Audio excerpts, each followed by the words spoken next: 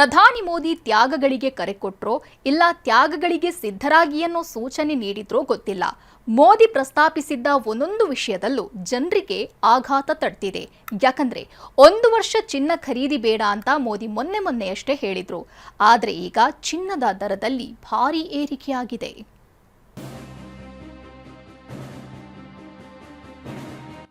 हम सोने के गहने नहीं खरीदेंगे, सोना नहीं खरीदेंगे. ಅವ್ರ ಹೆಂಡತಿ ಮಕ್ಕಳು ಯಾರು ಇಲ್ಲ. ಇವಾಗ ನಾವೆಲ್ಲ ಒಂದು ಹೆಣ್ಮಕ್ಳು ಇಟ್ಕೊಂಡಿದೀವಿ.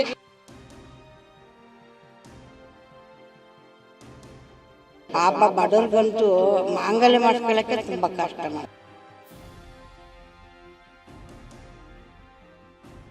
हमें पेट्रोल डीजल का उपयोग कम करना होगा.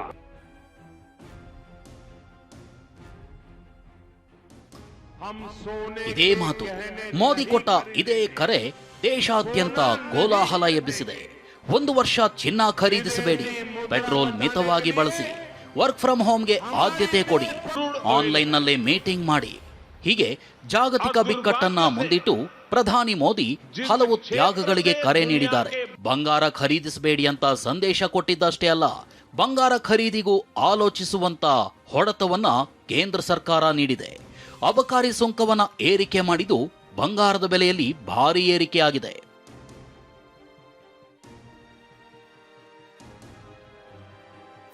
ಚಿನ್ನದ ಮೇಲಿನ ಅಬಕಾರಿ ಸುಂಕ 15% ಏರಿಕೆ.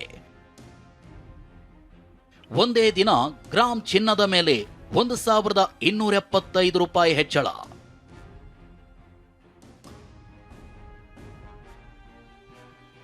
ಬಂಗಾರದ ದರ ಬಾನೆತ್ತರಕ್ಕೇರಿ ತಿಂಗಳುಗಳೇ ಕಳೆದು ಹೋಗಿವೆ. ಗಲ್ಫ್ ಯುದ್ಧದಿಂದಾಗಿ ಚಿನ್ನದ ದರದಲ್ಲಿ ಹಾವು ಏಣಿಯಾಟ ನಡೀತಿತ್ತು. ಇಂಥ ಜಾಗತಿಕ ಬಿಕ್ಕಟ್ಟಿನ ಸ್ಥಿತಿಯಲ್ಲಿ 1 ವರ್ಷ ಯಾರು ಚಿನ್ನ ಖರೀದಿ ಮಾಡಬೇಡಿ ಅಂತ ಪ್ರಧಾನಿ ಮೋದಿ ಮೊನ್ನೆಯಷ್ಟೇ ಕರೆ ಕೊಟ್ಟಿದ್ರು. ಇದೀಗ ಕೇಂದ್ರ ಸರ್ಕಾರ ಚಿನ್ನದ ಮೇಲಿನ ಆಮದು ಸುಂಕವನ್ನ 6% 15% ಏರಿಕೆ ಮಾಡಿದೆ. ಇದರಿಂದಾಗಿ ಚಿನ್ನದ ಬೆಲೆಯಲ್ಲಿ ಭಾರಿ ಪ್ರಮಾಣದ ಏರಿಕೆ ಕಂಡಿದೆ. 22 ಕ್ಯಾರೆಟ್ 1 ಗ್ರಾಂ ಚಿನ್ನದ ದರದಲ್ಲಿ 1275 ರೂಪಾಯಿ ಹೆಚ್ಚಳವಾಗಿದೆ.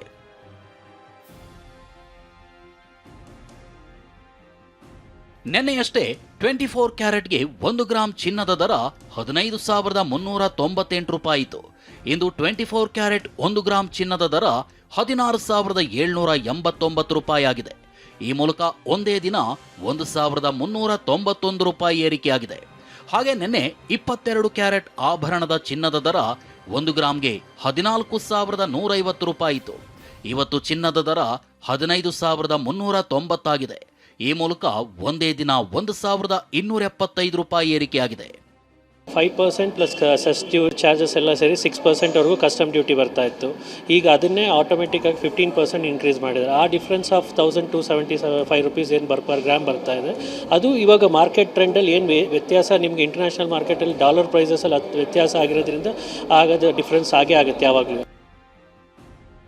ಚಿನ್ನದ ದರ ಏರಿಕೆಯಿಂದ ಆಭರಣ ಖರೀದಿಗೆ ಲೆಕ್ಕಾಚಾರ ಹಾಕಿದವರು ಶಾಕ್ ಆಗಿದ್ದಾರೆ. ಮತ್ತೆ ಕೆಲವರು ಇದೇ ಒಳ್ಳೆ ಟೈಮ್ ಅಂತ ಒಳ್ಳೆ ರೇಟ್ಗೆ ಚಿನ್ನ ಮಾರ್ತಿದ್ದಾರೆ. ಮಿಡಿಲ್ ಕ್ಲಾಸ್ ಅವ್ರಿಗೆ ಕಷ್ಟ ಆಗುತ್ತೆ, ಸಾವುಕಾರ ತಗೊಂಡ್ಬಿಡ್ತಾರೆ. ಸ್ವಲ್ಪ ಇದು ಟ್ಯಾಕ್ಸು ಇದೆಲ್ಲ ಸ್ವಲ್ಪ ಕಮ್ಮಿ ಇದ್ದ ಚೆನ್ನಾಗಿರುತ್ತೆ.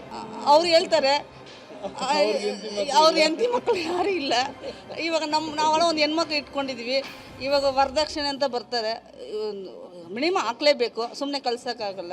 ಇವಾಗ ನಾವೆಲ್ಲ ತಗೊಳ್ಳೇಬೇಕು. ಅವ್ರು ಹೇಳ್ತಾರೆ ಹೇಳೋರ್ಗೇನಿದೆ. ಪೆಟ್ರೋಲ್ ಡೀಸೆಲ್ ವಾಹನ ಬಳಸದಂತೆ ಸಚಿವರಿಗೆ ಮೋದಿ ಕರೆ. ಇನ್ನು ತಮ್ಮ ಸಂಪುಟ ಸಚಿವರಿಗೆ ಪ್ರಧಾನಿ ಮೋದಿ ಪೆಟ್ರೋಲ್ ಡೀಸೆಲ್ ವಾಹನ ಬಳಸದಂತೆ ಕರೆ ಕೊಟ್ಟಿದ್ದಾರೆ. ಎಲೆಕ್ಟ್ರಿಕ್ ವಾಹನಗಳನ್ನು ಹೆಚ್ಚು ಬಳಸುವಂತೆ ಮೋದಿ ಸೂಚನೆ ನೀಡಿದ್ದಾರೆ. ಹಾಗೆ ಎನ್ಡಿಎ ಆಡಳಿತವಿರೋ ರಾಜ್ಯದ ಸಿಎಂಗಳಿಗೂ ತೈಲ ವಾಹನ ಬಿಟ್ಟು ಎಲೆಕ್ಟ್ರಿಕ್ ವಾಹನ ಬಳಸುವಂತೆ ಕರೆ ನೀಡಿದ್ದಾರೆ. ಇದರ ಬೆನ್ನಲ್ಲೇ ಹಲವು ನಾಯಕರು ಪೆಟ್ರೋಲ್ ಡೀಸೆಲ್ ಅವಲಂಬಿತ ಕಾರು ಬಿಟ್ಟು ಎಲೆಕ್ಟ್ರಿಕ್ ವಾಹನಗಳ ಮೊರೆ ಹೋಗಿದ್ದಾರೆ. ಮತ್ತೆ ಕೆಲವರು ಸಾರ್ವಜನಿಕ ಸಾರಿಗೆ ಏರಿದ್ದಾರೆ.